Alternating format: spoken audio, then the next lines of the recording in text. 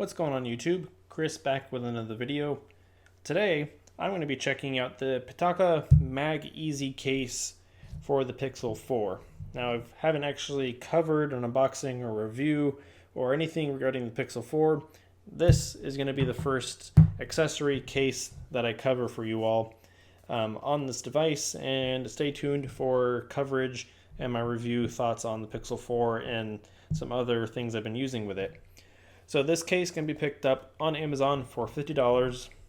Yes, that is a tough, high price to swallow, but we'll get into the reason for that.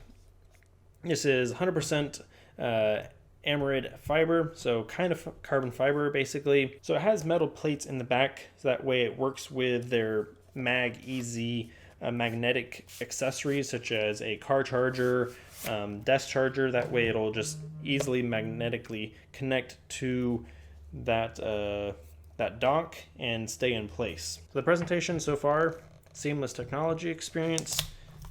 Opens up, and here is a case. And get a nice little thank you. This was provided to me by PITAKA to check out, but I will, in full disclosure, give my honest feedback on the product still. They are not influencing my review whatsoever. So this is, oh my goodness, this is extremely thin. Like, talk about, if you've ever seen those minimal cases that are like plastic, this is pretty much as thin as you can get with a solid construction. So you can feel the actual weaving of that Amarid fiber.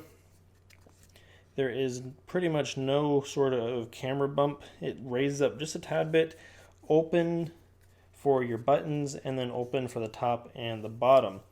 So I have the Pixel 4 here in white, and we should just be able to slide that in, and it clips on. I love thin cases. It doesn't obviously offer any sort of drop protection. I do love cases that allow for you to feel the buttons as they should be from the manufacturer, not cover them. This allows that.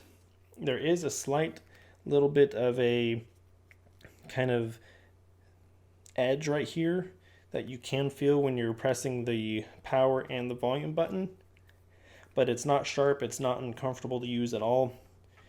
Here you can see I do have a tempered glass screen protector, and it does not go over that tempered glass screen protector, as you might be able to see here. Yeah, see, it barely even comes over the original glass of the phone itself.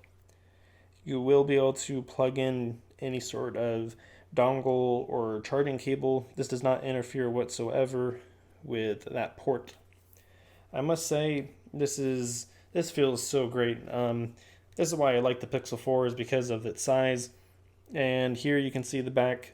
It does protect the actual glass, though not much. It does at least come up and over the camera bump for the modules. So is this worth $50?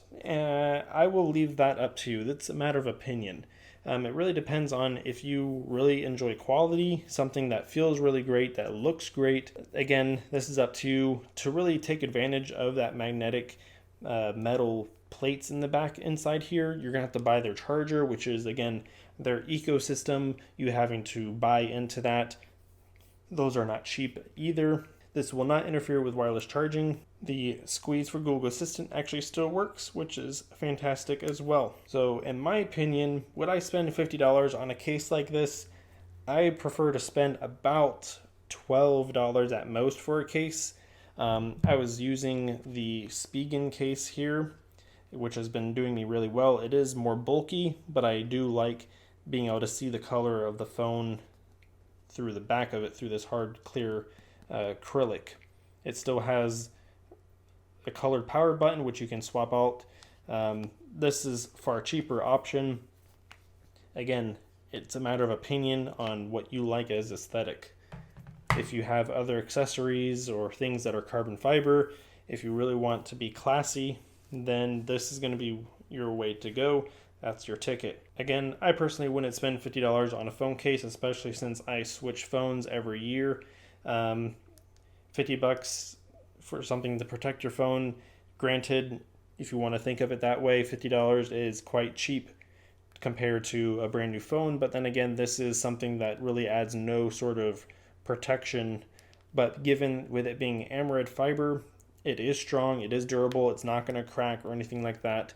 But then again, it doesn't have like air cushions, glass front protection. So if you want something bulky and protective, this probably isn't the case for you. Again, that's my opinion. So real quick, I want to do a follow-up on the case itself after about a week and a half, 2 weeks of using it. The phone case, this AMOLED fiber does pick up oils and grease very easily from your hands and your fingers. So if you have naturally oily skin, or after you eat, for example, you will see those smudges from the oils getting onto the AMOLED fiber. The edges of the actual case itself kind of get shiny, a little grimy in some ways. So just bear that in mind. You can easily clean this with any sort of cleaning agent or alcohol wipe perfectly fine, which I'd recommend you doing with your phone anyways, given the situation of this world right now.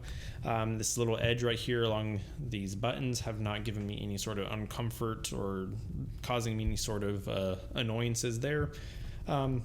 I still love this case. I've been using it every day, and I like how it still keeps my phone extremely thin and accessible.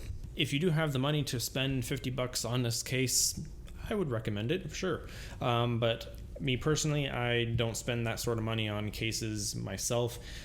So there's probably a myriad of options out there that are going to do just as well. Plus, you might not like this aesthetic because it covers up your color of phone that you purposely bought. So there's that. Thank you all for watching. Leave any comments or questions down below. I'll help you out answer those. I'll see you on the next one.